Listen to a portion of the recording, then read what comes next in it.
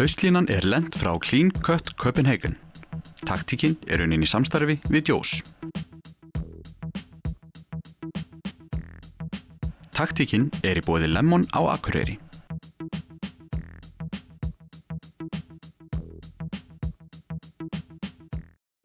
Let's go.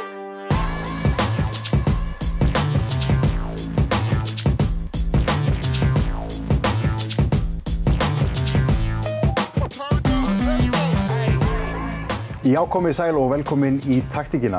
Við hefjum þáttinn á fótbolta, en færum okkur svo yfir í skákina í lok þáttarins. Það kannski rétt að hefja þáttinn hérna á þér, Aron. Þú ert eiginlega bara nýbúinn að hefja knattspyrnuferilinn. Já, það má segja það. Það ekki langt síðan það byrjaði allt, en ég hafði nú þá ágætis grunn því ég var yngri og spilaði þá sem útileikmaður, en maður búinn að vera stutt í markinu.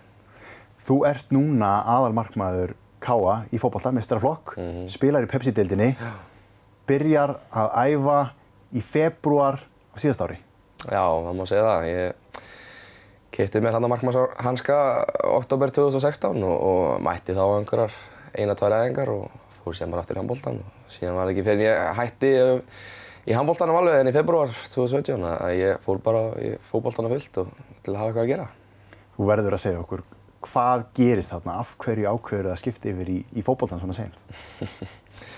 Það var nú bara, ég var nú bara orðinn þreyttur á handboltanum og var lengi í þessu og var ekkert búið að ganga neitt mikið og það var bara svona eitthvað sem ég fekk bara á einn æfingunni. Ég langaði bara að hætta þessu.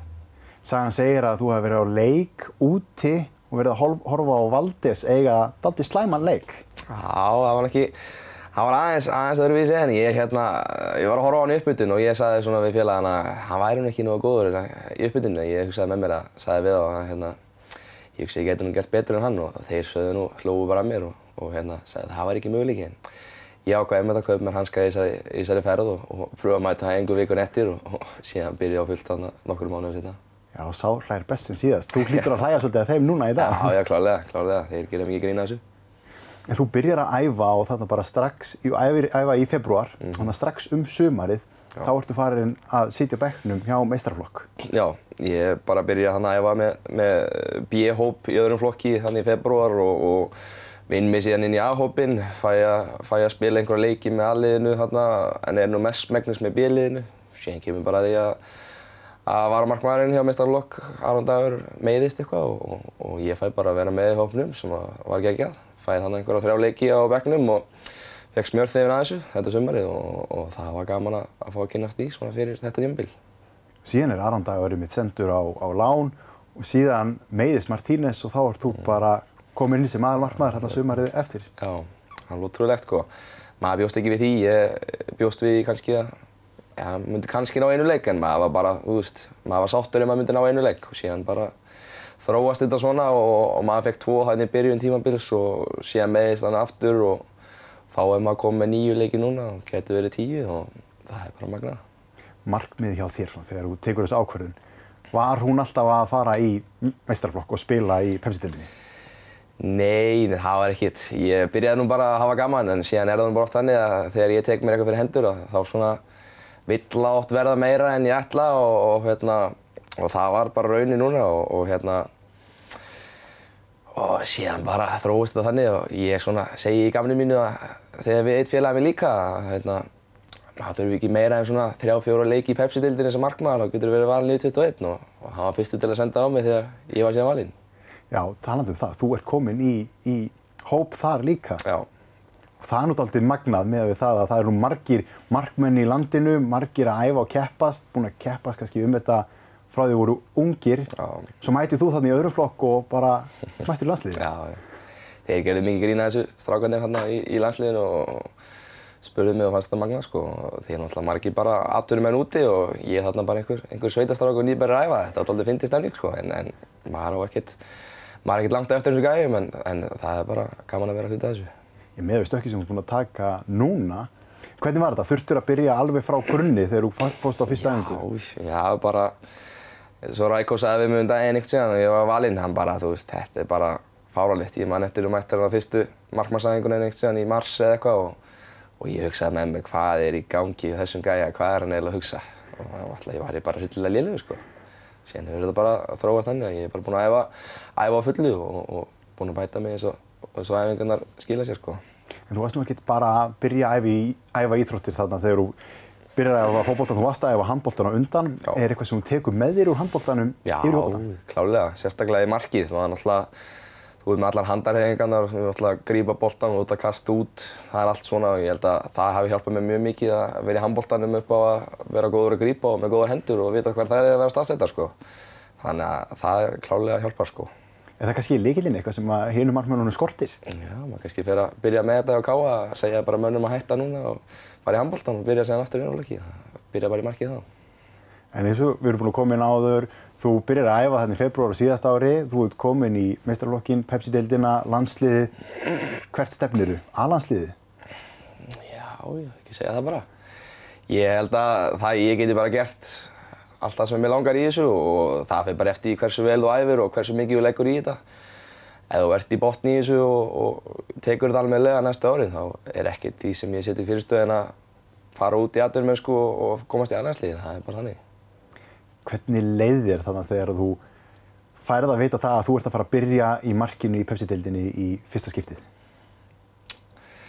Ég var bara nokkuð rólegur, sko. Ég hugsaði bara með mér að ég væri búinn að æfa í einhverja 15 mánuði og hefði engu að tapa, þannig að ég hugsaði bara með mér að gera mitt besta og ef það myndi ganga vel þá er það frábært og ef ekki þá bara næsti leikur og geri bara betur þá. Þú hefur verið svona pollrólegur og svellkallur. Já, ég var ekkert gífurlega stressaður yfir þessu allara. Já, kannski eina viti að vera ekki stressað sig allt of mikið á þessu. Nei, það er ekki gott að vera of stressaður en gott að hafa smá stress svona til að halda mann á tánum en ekki of mikið. Þegar ég var að taka upp þætti sem heita Lengri leiðin og ég var að tala við mæður leikmanna í landsliðinu og það var einn sem sagði við mig að hún væri svo þakklátt fyrir það að sonurinn væri ekki í marki að hún held að henni sé andanum þegar að strákurinn væri með boltann. Hvernig er þetta fyrir foreldræðina að sjá þig þarna í markinu? Já, mamma er þarna, hún er í stúkunni alveg á límingunum, sko, og hún er hrikalega ánægð með strákinn þarna í markinu og hún er stuðningsmaður númer 1, það er alveg á hreinu og en henni finnst þetta hrikalega erfitt að fylgjast með. Það er náttúrulega engin fyrir aftan þig, vörnin hefur þig til þess að grípa boltana ef hún fer yfir vörnina en það er engin fyrir aftan þig, þú ert aftast maður. Þetta er svolítið öðruvísi að vera markmaður, ef þú gerir mistök þá ertu bara skúrkurinn en þú mást skjóta 20 sinnum frammi á sem framherji og skora einu sinni og sko í sigurmarkið þá ertu kóngurinn, sko, þannig að þetta er dálítið öðruvísi og svona má deilu einhvern erfiðasta staðan á vellinum en þetta er dálítið öðruvísi en að vera eins og framherji. Ertu eitthvað farin að skoða flug út í atvinnumennskuna? Nei, ég er ekkert bara að pæla í því. Ég ætla bara fyrst að sanna mig almennilega hérna heima og það ætla ég að gera bara á næstu árum og ég held að það sé best að taka skrefið hérna og spila nokkuð tímabil hér og maður ætla að vera að standa sig hérna og ætla að komast ekki út. Ég er bara á þeim aldri.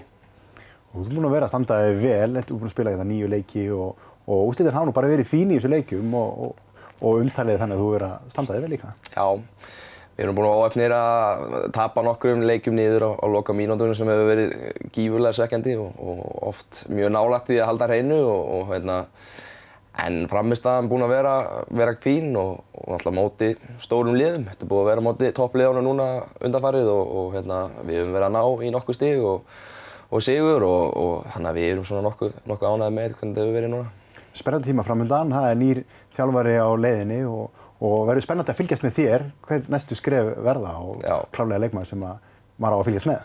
Já, það verður bara komið ljós hvernig nýr þjálfari hugsar þetta og hvernig það allt verður og maður veit náttúrulega ekkert hvernig staðan er á því en maður bara gerir sitt besta og maður er allan búinn að sýna það að maður á erindi í þetta og maður vonar bara að maður fái tröst í þetta.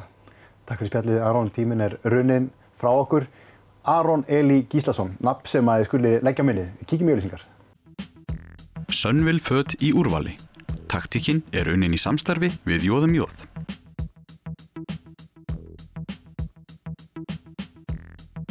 Taktíkin er í boði Lemon á Akureyri.